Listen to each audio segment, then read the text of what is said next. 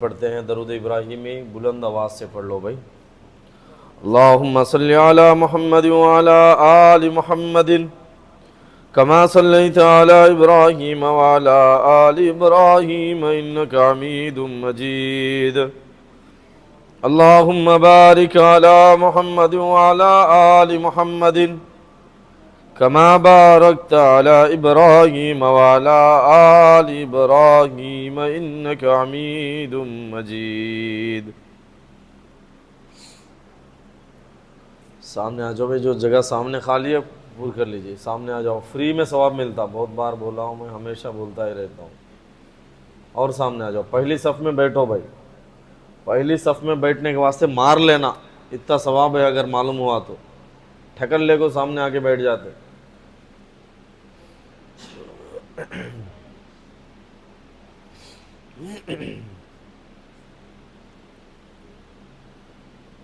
ابھی مسلمانوں کی موجودہ جو حالات ہے، وقف کے سلسلے میں، وقف کے زمینوں کے سلسلے میں پورے ہندوستان میں مسلمان پریشان ہے، سوچ میں پڑ گیا ہے کہ مسلمانوں کے ساتھ کیا ہوگا۔ کچھ نہیں ہوگا اگر مسلمان اپنے ایمان پہ مضبوط ہوگا، اپنے اللہ پہ یقین ہوگا مسلمان کا۔ ساری دنیا کی طاقت مسلمانوں کا کوئی کچھ بگاڑ نہیں سکتی، مگر مسلمانوں کو ضرورت ہے کہ اپنی سیاسی طاقت کو بنانے کی۔ جب تک مسلمان سیاسی اعتبار سے ہندوستان میں مضبوط نہیں ہوں گے، تب تک مسلمانوں کے مسائل کا کوئی حل نہیں۔ اللہ نے صرف آپ لوگوں کو محکوم بنا کے نہیں بھیجا، صرف کمزور بنا کے نہیں بھیجا، اللہ نے آپ کو طاقتور بنا کر بھیجا ہے۔ اللہ آپ کو، ہم لوگوں کو اپنا خلیفہ بنا کر بھیجا ہے۔ وَإِذْ قَالَ رَبُّكَ لِلْمَلَائِكَةِ إِنِّي جَاعِلٌ فِي الْأَرْضِ خلیفہ۔ انسان کو زمین کے اوپر اللہ تبارک و تعالی اپنا خلیفہ بنا کر بھیجا ہے۔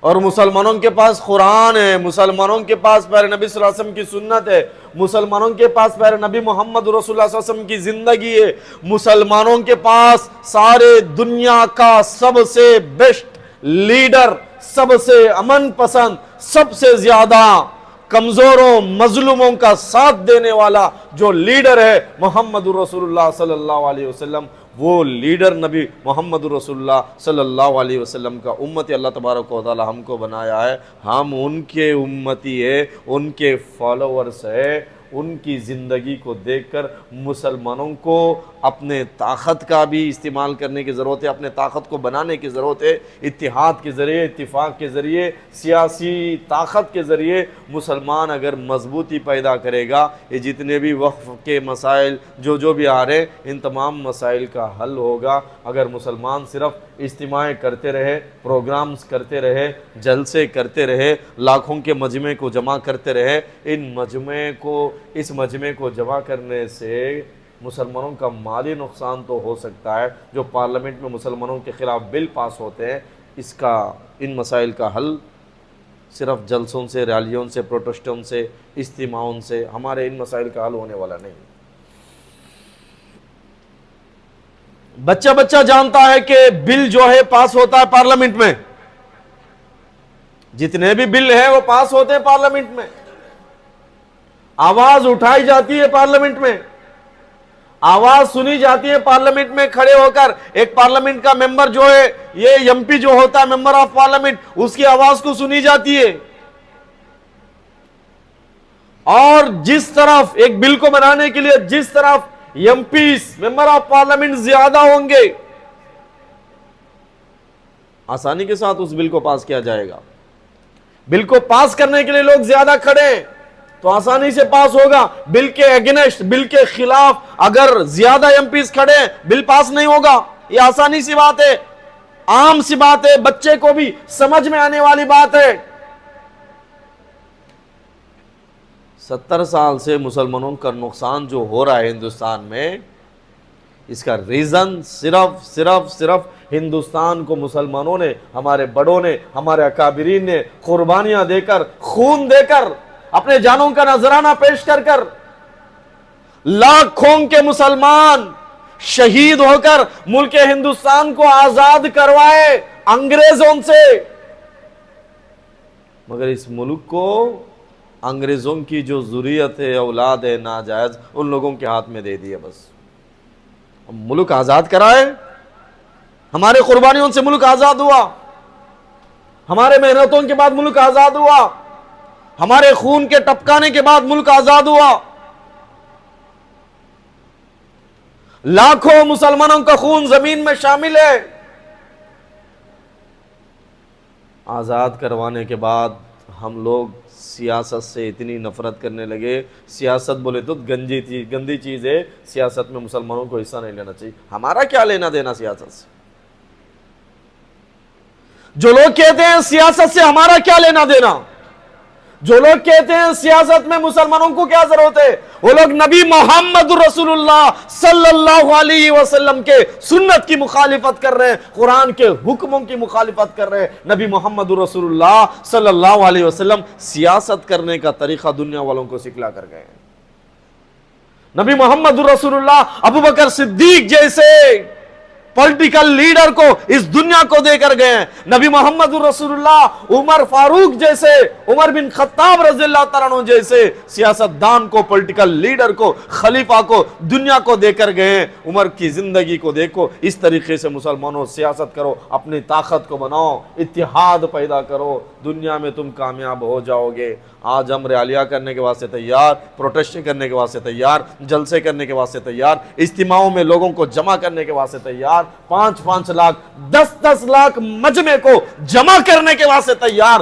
جو بندہ، جو جماعت 10-10 لاکھ لوگوں کو، 15-15 لاکھ لوگوں کو میدانوں میں جمع کر سکتے ہیں، کیا وہ 10-15 ایم پی انڈیا میں مسلمانوں کے مسائل کے لیے، تحفظ شریعت کے لیے، مسلمانوں کے خلاف میں جو بل بن رہے اس کے لیے، مسلمانوں کے شریعت کی حفاظت کے لیے، مسلمانوں کے زمینوں کی حفاظت کے لیے، مساجد کی حفاظت کے لیے، مدارس کی حفاظت کے لیے، ہمارے ملک ہندوستان کے کانسٹیٹیوشن کی حفاظت کے لیے، مسلمانوں کے یہ ہندوستان کے آئین کی حفاظت کے لیے، ملک کی حفاظت کے لیے جو جماعتیں، جو ہمارے بڑے 10-15 لاکھ لوگوں کو میدانوں میں جمع کر سکتے ہیں، کیا وہ 10-15 ایم پیز کو پارلیمنٹ میں مسلمانوں کے مسائل کے لیے نہیں بھیج سکتے؟ بات سمجھ میں نہیں آتی۔ آج ہمارے جتنے بھی جماعتیں، جتنے بھی تنظیمیں، ابھی آندھرا میں بہت سارے پروگرامز ہوئے وقف کے خلاف، شاید کہ 3-4 بڑے پروگرامز ہوئے۔ ان پروگراموں سے کوئی فائدہ ہونے والا نہیں ہے۔ پروگرام کرنے کا یہ طریقہ نہیں ہے۔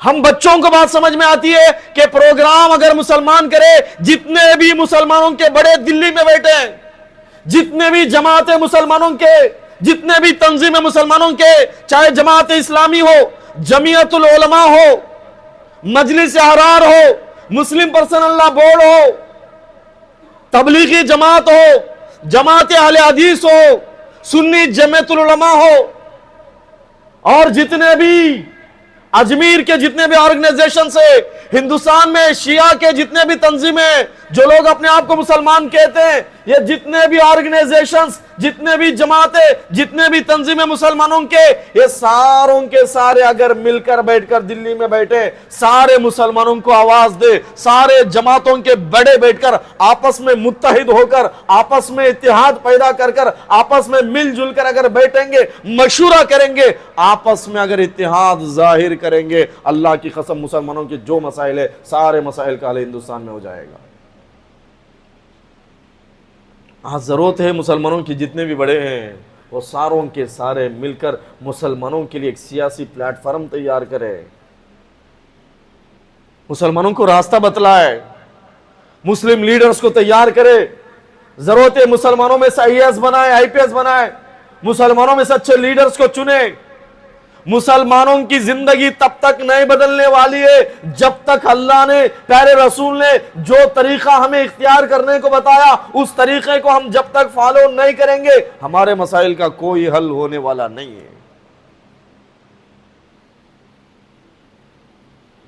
اور جو بھی ابھی نندیال میں 20 تاریخ کو ہے نا مولانا، 20 تاریخ کو ایک پروگرام ہے وقف کے خلاف، جو وقف کا جو بل ہے اس کے خلاف میں تمام بھائی اس میں جانے کی کوشش کرے، اور جو بھی لوگ اس کے متعلق کوششیں کر رہے ہیں ان کو سپورٹ کرنے کی کوششیں کریں۔ بہرحال یہ بات میں پمپلیٹ دیکھنے کے بعد مجھے بات سمجھ میں آئے تو آپ لوگوں کے سامنے میں بات رکھا۔ یہ جو مسائل ہے ان مسائل کا حل صرف اور صرف مسلمانوں میں اپنے جتنے بھی آج کل بھی یہ ابھی اتنا ہو رہا نا مسلمانوں کے ساتھ، اتنا ظلم ہو رہا مسلمانوں کے اوپر، پھر بھی ہم جماعتوں میں بٹے ہیں، پھر بھی ہم ٹکڑوں میں بٹے ہیں، اور جو بٹ گئے وہ ملنے والے نہیں ہیں۔ کبھی بھی یاد رکھو ایسے حالات میں ہم کو کیا کرنا چاہیے۔ اب جماعت اسلامی ہے وہ ایک تنظیم ہے، آرگنائزیشن ہے، اہل حدیث ہے وہ ایک جماعت ہے، بریلوی اہل سنت والجماعت وہ ایک جماعت ہے، تبلیغی جماعت ہے نظام الدین والے وہ ایک جماعت ہے، ان کا نظریہ ہے، اور عالمی شورا ایک جماعت ہے ان کا ایک نظریہ ہے، اور چھوٹے موٹے جتنے بھی جو مسلم تنظیمیں، یہ نہ سمجھو کہ اہل حدیث ہے اور وہی صرف جنت میں جائیں گے۔ جن لوگوں کے دل میں اہل حدیث جو بھائی کہتے ہیں کہ ہم ہی اکبر ہے، ہم توحید پرست ہیں، ہم ہی جنت میں جائیں گے، ہمارے سوا کوئی جنت میں نہیں جائے گا، اہل حدیث جماعت میں جوائن ہو جاؤ تبھی تمہیں جنت ملے گی۔ یہ جو لوگ کہہ رہے ہیں آپ لوگوں کو گمراہ کر رہے ہیں، وہ خود بھی گمراہی میں ہیں۔ ارے اتنی بڑی امت کو پیارے حضور کہہ رہے ہیں کوئی بھی جماعت اہل حدیث والا کا ہے، اہل سنت والجماعت والا کا ہے، تبلیغی جماعت والا کا ہے، دیوبندی جماعت والا کا ہے، اور جماعت اسلامی والا کا ہے، یہ جتنی چھوٹی تنظیم ہے، یہ کوئی بڑا اختلاف نہیں ہے، چھوٹے موٹے مسائل کا اختلاف ہے بس۔ اہل حدیث والے سینے پر ہاتھ باندھیں گے، باندھو نماز ہو جائے گی، کوئی رفع دین کرو نماز ہو جائے گی، اگر کوئی نہیں کر رہا ہے تو بھی نماز ہوگی، کوئی ہلکا آمین کہہ رہا ہے تو بھی نماز ہو جائے گی۔ اگر کوئی بندہ فاتحہ دلا رہا ہے وہ کوئی مشرک نہیں ہے، کافر نہیں ہے۔ کافر وہ ہے جو قبر کے سامنے سجدہ کرے، کافر وہ ہے جو قبروں کا طواف کرے، کافر اور مشرک وہ ہے جو قبروں کے سامنے سجدہ کر کر اس قبر میں سونے والے کو خدا کہے۔ اس کے علاوہ صرف قبروں پہ جانا، وہاں پہ جا کے دعائیں کرنا، درود پڑھنا، اس سے کوئی بندہ اسلام سے باہر نہیں ہو جاتا، مشرک اور کافر نہیں ہو جاتا۔ اہل سنت والجماعت کے جو بڑے ہیں اعلیٰ حضرت، وہ خود اپنے کتاب میں لکھتے ہیں، جو بریلویوں کے جو بڑے ہیں، بریلویوں کے اہل سنت والجماعت تو 1400 سال سے چلتی آ رہی ہے، ہم بھی اہل سنت والجماعت ہے، تبلیغی جماعت والے بھی اہل سنت والجماعت ہے، دیوبندی بھی اہل سنت والجماعت ہے، اہل حدیث بھی اپنے آپ کو اہل سنت والجماعت ہی کہتے ہیں، سب کے سب اہل سنت والجماعت ہے۔ شیعہ اور سنی بس دو ہی جماعتیں ہیں، یہ چھوٹے چھوٹے اختلافات ہیں بس۔ اور جتنے بھی لوگ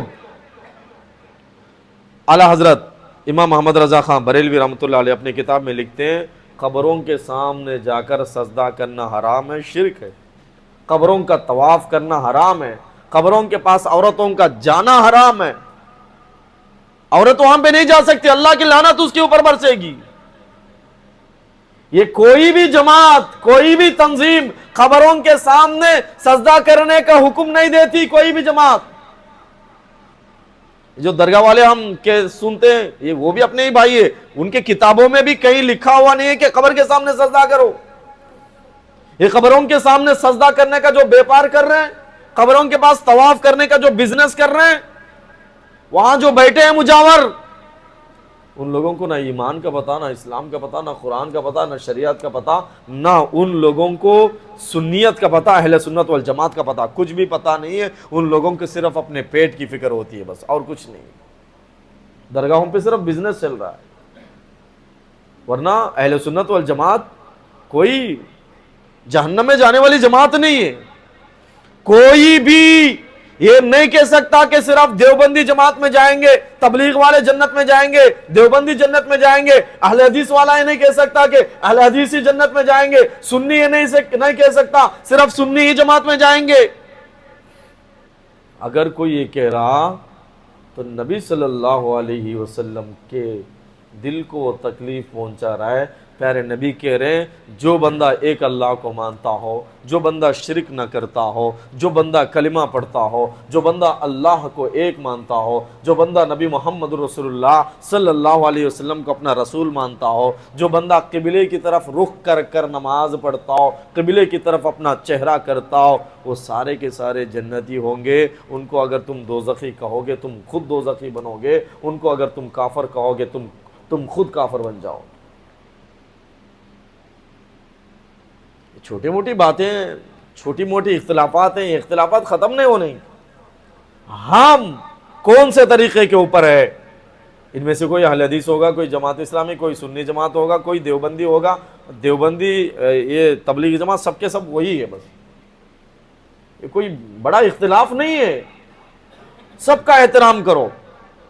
یہ سب شروع کب سے ہوا؟ دیوبند جب مدرسہ بنا تب سے بس دیوبندی لگا نام، بس پہلے سے اہل سنت والجماعت تھے۔ بریلوی جب احمد رضا خان صاحب جب مدرسہ وہاں پہ ادارہ شروع کیے، وہاں سے پڑھنے والوں کو بریلوی کہنے لگے بس، ورنہ اہل سنت والجماعت بریلویوں کے جو بڑے ہیں احمد رضا خان صاحب، وہ بھی حاجی امداد اللہ مہاجر مکی رحمۃ اللہ علیہ کے شاگرد تھے، ان کے پاس پڑھے تھے۔ اور دیوبند مدرسے کے جو بڑے ہیں قاسم نانوتوی رحمۃ اللہ علیہ، یہ بھی حاجی امداد اللہ مہاجر مکی رحمۃ اللہ علیہ کے شاگرد ہیں، انہی کے پاس پڑھے۔ یہ بعد میں بس جھگڑے، دشمن جو ہے انگریز، وہ مسلمانوں کو بانٹنے کے لیے جماعتوں میں بانٹا، بس ہم ان کی جال میں پھنس گئے، ان کی کوشش میں ہم ان کے ساتھدار بن گئے، انگریز بانٹ دیا ہم لوگوں کو۔ سارے ہندوستان میں جتنے بھی جماعتیں مسلمانوں کے ہے، جو بندہ جس جماعت میں ہے مبارک ہو، تم کو جو سمجھ میں آئے، جو قرآن سمجھانے والا آپ کو جو سمجھا رہا ہے، آپ جو قرآن پڑھ رہے ہیں، نبی صلی اللہ علیہ وسلم کی حدیث سن رہے ہیں، آپ لوگوں کو جو سمجھ میں آ رہا آپ فالو کر رہے ہیں، کریے، مگر دوسروں کو گمراہ نہ سمجھیے، اور دوسروں کو کافر نہ سمجھیے، دوسروں کو مشرک نہ سمجھیے، دوسروں کو دوزخی نہ سمجھیے، اور جو جس جماعت میں اس جماعت میں رہیے، دوسروں کا احترام کیجیے، اختلاف کو ختم کیجیے، آپس میں اتحاد کو پیدا کیجیے، یہ وقت کا سب سے بڑا تقاضا ہے۔ شعبان کا مہینہ چل رہا ہے،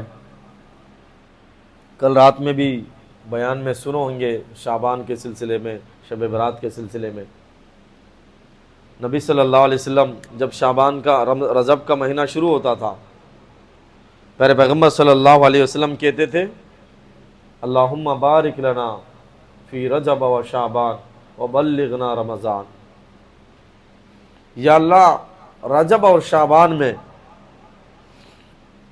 برکت عطا فرما اور رمضان تک مجھے پہنچا دو۔ اللہ تبارک و تعالیٰ سے پیارے پیغمبر محمد رسول اللہ صلی اللہ علیہ وسلم اللہ سے دعائیں مانگا کرتے۔ یہ جو شعبان کا مہینہ ہے، اس مہینے کو رسول کا مہینہ کہا جاتا ہے، پیارے رسول صلی اللہ علیہ وسلم کا مہینہ۔ پیارے حضور نے فرمایا شعبان میرا مہینہ ہے، رمضان اللہ کا مہینہ ہے۔ اللہ ہر جگہ پہ اپنے نبی کو ساتھ رکھا ہے، ہر جگہ پہ کلمے میں لا الہ الا اللہ محمد رسول اللہ، اللہ کے نام کے ساتھ پیارے نبی صلی اللہ علیہ وسلم کا نام کو اللہ پاک نے جوڑ دیا۔ اللہ تبارک و تعالیٰ اپنی جو کرسی بنایا ہے، وسیع کرسی السماوات والارض، اللہ کی اتنی بڑی کرسی، اتنا بڑا عرش جو زمین و آسمان سے زیادہ وسیع ہے، اس کرسی کے اوپر بھی اللہ تبارک و تعالیٰ اپنے نام کے ساتھ پیارے پیغمبر محمد رسول اللہ صلی اللہ علیہ وسلم کا نام رکھا ہے۔ آج قرآن کھولو، قرآن میں پہلے اللہ کے 99 نام ہوں گے، 99 نیمز آف اللہ۔ قرآن کے اس طرف کھول کر دیکھو، نبی محمد رسول اللہ صلی اللہ علیہ وسلم کے پیارے نام بھی ہوں گے اس قرآن میں، جہاں میرے نام ہوں گے، میرے ناموں کے ساتھ میرے پیغمبر، میرے پیارے نبی محمد رسول اللہ صلی اللہ علیہ وسلم کے نام بھی ہوں گے۔ اللہ تبارک و تعالیٰ پیارے نبی کو اپنے نام کے ساتھ جوڑا ہے۔ اور اذان میں بھی اللہ تبارک و تعالیٰ نے جہاں پہ کہا اشہد ان لا الہ الا اللہ، اس کے ساتھ میں کیا فرمایا؟ بولو بھائی، آواز سے بولو، اشہد ان محمد رسول اللہ۔ جب بندہ کہے گا اللہ کے علاوہ کوئی نہیں، میں گواہی دیتا ہوں اللہ کے علاوہ کوئی نہیں، اللہ کے سوا کوئی معبود نہیں، اللہ کے سوا کوئی عبادت کے لائق نہیں، وہی بندہ کہے گا اشہد ان محمد رسول اللہ، محمد رسول اللہ صلی اللہ علیہ وسلم جو ہے وہ اللہ کے رسول ہے، میں گواہی دیتا ہوں۔ اذان میں بھی اللہ کے نام کے ساتھ پیارے پیغمبر محمد رسول اللہ صلی اللہ علیہ وسلم کے نام کو اللہ پاک نے جوڑ دیا، بازو میں رکھ دیا۔ مہینے جب شروع ہوئے، اللہ تبارک و تعالیٰ نے اپنے پیارے پیغمبر کا جو مہینہ ہے شعبان کا مہینہ، پیارے حضور نے فرمایا شعبان میرا مہینہ ہے، شعبان کو اللہ تبارک و تعالیٰ رمضان کے مہینے کے بازو میں جوڑ دیا۔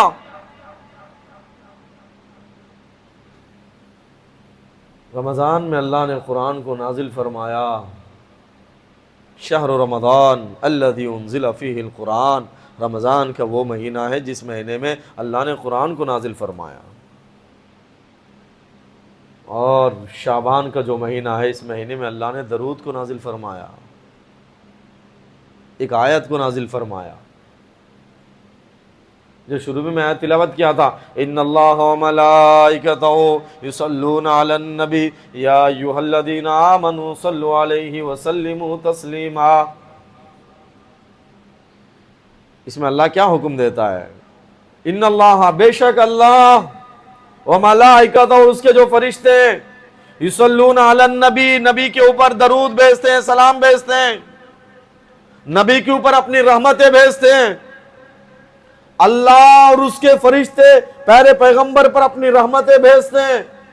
یا ایھا الذین آمنوا، اے ایمان والو، صلو، پیارے پیغمبر پر درود بھیجو، رحمتیں بھیجو، وسلموا تسلیما، اور پیارے پیغمبر سلامتی بھیجو پیارے پیغمبر پر۔ اللہ درود کا آرڈر اور جو حکم ہے قرآن میں دیتا ہے، یہ جو آیت آسمان سے نازل ہوئی، یہ آیت اسی 15ویں شعبان کو، شعبان کے مہینے میں، آج کی تاریخ، آج 15ویں تاریخ ہے شعبان کی، آج کی تاریخ میں اللہ تبارک و تعالیٰ اس آیت کو نازل فرمایا ہے۔ آج کا ڈیٹ ہے، بس آج کا ہی سیم، چہار شنبے کا دن تھا، بدھ کا دن۔ اللہ نے پیارے حضور پر درود بھیجنے کا حکم آسمان سے، قرآن کا جو آیت ہے، اس آیت کو 15ویں شعبان کو، شعبان کے 15ویں تاریخ کو اللہ تبارک و تعالیٰ آسمان سے اتارا ہے، اور سارے امت کو حکم دیا کہ میرے نبی پر درود بھیجو۔ اور اللہ پاک فرما رہا ہے میں خود اللہ ہو کر محمد رسول اللہ پر اپنا یہ درود بھیجتا ہوں، اپنی رحمت بھیجتا ہوں، میرے فرشتے ان پر درود بھیجتے ہیں۔ ایمان والو، تم بھی درود بھیجو۔ محمد رسول اللہ ایسی ذات، ایسی شخصیت ہے جن کو جب سے دنیا بنی ہے تب سے لے کے جب تک دنیا رہے گی تب تک کوئی ایک منٹ، کوئی ایک سیکنڈ ایسی نہیں ہوگی جس منٹ میں، جس سیکنڈ میں نبی محمد رسول اللہ صلی اللہ علیہ وسلم کی تعریف نہ کی جاتی ہو، نبی محمد رسول اللہ صلی اللہ علیہ وسلم کی سیرت بیان نہ کی جاتی ہو، نبی محمد رسول اللہ صلی اللہ علیہ وسلم پر درود نہ بھیجا جاتا ہو۔ جب سے دنیا بنی ہے، جب تک دنیا رہے گی، اس میں سے کوئی ایک سیکنڈ میں ایسا خالی نہیں ہوگا۔ قیامت کی صبح تک لوگ پیارے نبی محمد رسول اللہ صلی اللہ علیہ وسلم پر درود بھیجتے رہیں گے۔ اور درود کے فضائل کیا ہیں؟ انسان کسی لیڈر سے، کسی بڑے پولیٹیکل لیڈر سے، کسی ایم پی سے، کسی ایس پی سے، کسی کلیکٹر کے، کسی بڑے آدمی کے، کسی بادشاہ کے اگر قریب ہونا چاہے، الگ الگ شرائط ہوں گے، الگ الگ احکام ہوں گے، قریب اگر جانا چاہے کئی لوگوں کے ریکمنڈیشن کی ضرورت پڑے گی۔ پیارے حضور نے فرمایا کہ تم اگر جنت میں میرے سے قریب ہونا چاہتے ہو، میرے قریب میں جنت میں جگہ چاہتے ہو، میرے پہ درود زیادہ پڑھو۔ جو بندہ جتنا زیادہ میرے پہ درود پڑھے گا، اللہ اس کو میرے سے اتنے زیادہ قریب میں جنت میں جگہ عطا فرمائیں گے۔ کتنی بڑی بات ہے بھائی، کتنا آسان ہے نبی کو جنت میں دیکھنا، پیارے نبی صلی اللہ علیہ وسلم کے بازو میں جنت میں جگہ حاصل کرنا، پیارے نبی صلی اللہ علیہ وسلم کے قریب میں جنت میں ریزرویشن کروا لینا۔ اتنا آسان ہے کہ نبی پر زیادہ درود پڑھو، اللہ اس درود کے برکت سے پیارے نبی محمد رسول اللہ صلی اللہ علیہ وسلم کے قریب میں ہمیں جنت میں جگہ عطا فرمائیں گے۔ اور جنت میں ریکمنڈیشن کے لیے، جنت میں آسانی سے داخل ہونے کے لیے ایسی آخرت کا یہ منظر ہوگا کہ جہاں پہ کوئی کسی کو ساتھ نہیں دے گا، کوئی کسی کو پوچھنے والا نہیں ہوگا، کوئی کسی کا پرسان حال نہیں ہوگا۔ اماں بیٹے کو نہیں پوچھے گی وہاں پہ، اماں فکر میں ہوگی کہ میں جنت میں جاؤں گی یا دوزخ میں جاؤں گی۔ باپ بیٹے کے بارے میں پوچھنے والا نہیں ہوگا کہ باپ کو فکر ہوگا کہ میں جنت میں جاؤں گا کہ دوزخ میں جاؤں گا۔ باپ کو فکر لگی ہوئی ہوگی، کوئی دوست، کوئی فرینڈ، کوئی بھائی، کوئی بیوی، کوئی رشتہ دار، کوئی اقارب، کوئی اڑوس پڑوسی، کوئی کسی کا حال پوچھنے والا نہیں ہوگا۔ ہر کوئی اپنے پسینے میں ڈوبا ہوا ہوگا، پریشان ہوگا کہ میں جنت میں جاؤں گا کہ دوزخ میں جاؤں گا، تڑپے گا۔ ایک نیکی اگر کم پڑ جائے، ایک نیکی وہاں پہ کوئی دینے کے واسطے تیار نہیں ہوں گے۔ ایسے حالت میں جو لوگ درود پڑھیں گے اس دنیا میں زیادہ، جو لوگ اس دنیا میں نبی محمد رسول اللہ صلی اللہ علیہ وسلم پر زیادہ سلام بھیجیں گے، اس دنیا میں نبی محمد رسول اللہ صلی اللہ علیہ وسلم کے محبت میں اپنی زندگی کو گزاریں گے، نبی محمد رسول اللہ صلی اللہ علیہ وسلم پر کم از کم 500 1000 مرتبہ روزانہ درود شریف کا نذرانہ پیش کریں گے،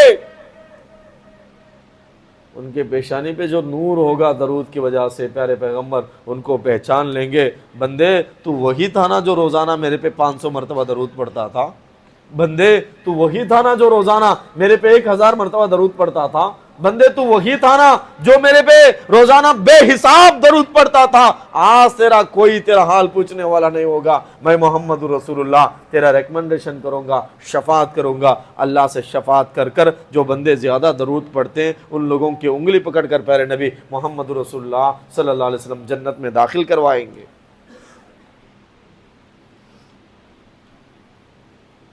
اور درود کی فضیلت بتاؤں، درود کے فائدے، میں خود میرے پاس جو پیشنٹس آتے ہیں میں آزمایا ہوں، جن لوگوں کو نیند نہیں آتی، 1 2 3 ٹیبلٹس ڈالنے کے بعد بھی جن لوگوں کو نیند نہیں آتی، اللہ پاک کہہ رہا ہے کہ تم درود 1 مرتبہ پڑھو، میں 10 مرتبہ اپنے نگاہ کرم نگاہ رام تم پہ ڈالوں گا۔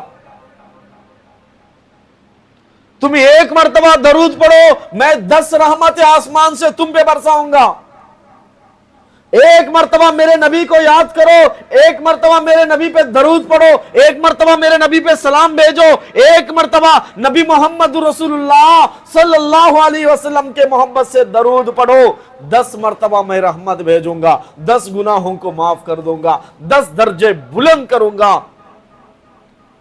10 بار پڑھو 100 رحمتیں بھیجوں گا، 100 بار پڑھو 1000 رحمتیں بھیجوں گا، 1000 بار روزانہ درود پڑھو، 10,000 مرتبہ اللہ اپنے رحم کے کرم کے نگاہ سے ہماری طرف دیکھے گا۔ 1000 مرتبہ کوئی بندہ درود پڑھے گا، 10,000 رحمتیں اللہ کی ہمارے اوپر اتریں گی۔ جس بندے کے اوپر اللہ کی رحمتیں 10,000 مرتبہ اتریں گی، کیا اس بندے کے ذہن اور دل و دماغ میں کوئی ٹینشن باقی رہ سکتا ہے؟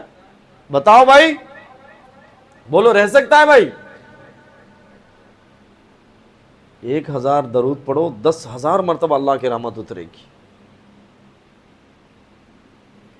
گھروں میں برکتیں آئیں گی، دکان میں برکت ہوگی، کوئی تعویذ لٹکانے کی ضرورت نہیں گھر میں۔ ارے کوئی دکان میں تعویذیں لٹکانے کی، نیمبو لٹکانے کی، ناریل لٹکانے کی ضرورت نہیں ہے. اللہ آسان سا راستہ بتلا دیا. بیٹھو دکان میں، اللہ کی کتاب قرآن مجید کی تلاوت کرو، گھر میں بیٹھو نبی محمد رسول اللہ پہ درود پڑھو، اپنے ماں بہنوں کو بولو نبی کو یاد کرے، گھر میں درود پڑھے. 1000 بار اگر درود پڑھیں گے، 10,000 بار اللہ کی رحمت جب ہمارے گھروں پہ، ہمارے دکانوں پہ اتریں گی، ہمارے گھر سے بے برکتی بھی ختم ہو جائے گی، نظر بھی ختم ہو جائے گا، ہمارے گھروں میں روزی روٹی میں بھی برکت آئے گی. سب پڑھنے کی کوشش کریں گے انشاءاللہ. کون کون پڑھتے ہاتھ اٹھاؤ بھائی. درود پڑھیں گے، آسان سے جنت میں جانے کا راستہ ہے. درود پڑھو، نبی کے قریب اللہ جنت میں جگہ عطا فرمائیں. اللہ مجھے اور آپ کو عمل کرنے کی توفیق عطا فرمائے. اگلے جمعہ انشاءاللہ کچھ باتیں رمضان اور شعبان کے سلسلے میں اللہ موقع دیا بیان کروں گا. اللہ مجھے اور آپ کو عمل کرنے کی توفیق دے.